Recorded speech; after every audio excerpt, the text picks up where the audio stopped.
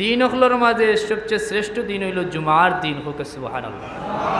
আর আমরা জানি রাইত ফুয়াইলে জুমার দিন না কিতা, আজকে জুমার রাইত নেই নি। এই জুমাটা হইল মুসলমানের লাগি ঈদর দিন।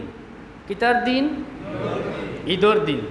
আপনারা আবার বেজার হইলে না তো, অনেক মানুষে আগে কইতো যে মুসলমানের ঈদ হইল দুইটা, ঈদ উল ফিতর আর ঈদ উল আদহা, অর্থাৎ কুরবানির ঈদ আর রোজার ঈদ, যেটা আমরা প্রচলিত শব্দ।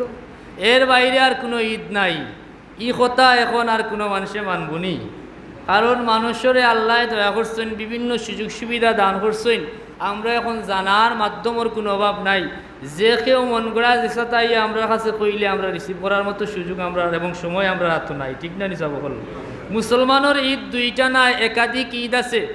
আল্লাহর হাবিব সাল্লাল্লাহু আলাইহি ওয়াসাল্লামের হাদিস মুবারক থেকে আমরা জানছি, রসুলে পাক সাল্লাল্লাহু আলাইহি ওয়াসাল্লামে ফরমাইন, জুমার দিন আমার উম্মতের লাগি ঈদর দিন হোক সুবহানাল্লাহ। তাইলে আজকের রাইত হইল ঈদর রাইত, খুশির রাইত নাই নি, এর লাগি হয়েছি ডাবল ঈদ।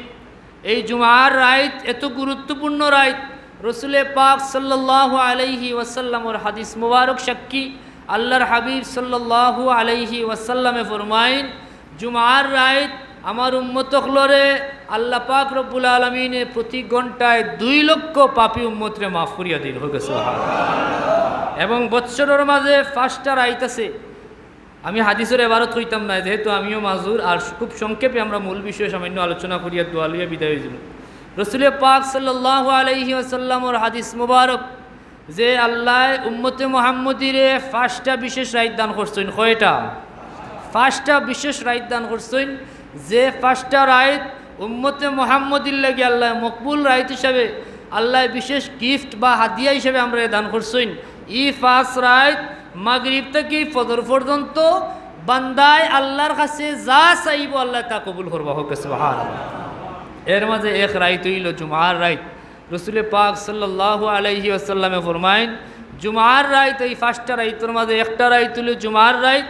এই রাইত আপনি ফজর থেকে মাগরিব, অর্থাৎ মাগরিব থেকে ফজর পর্যন্ত আল্লাহর কাছে যা চাইবা তাও আল্লাহ কবুল করবা হোক সুবহানাল্লাহ।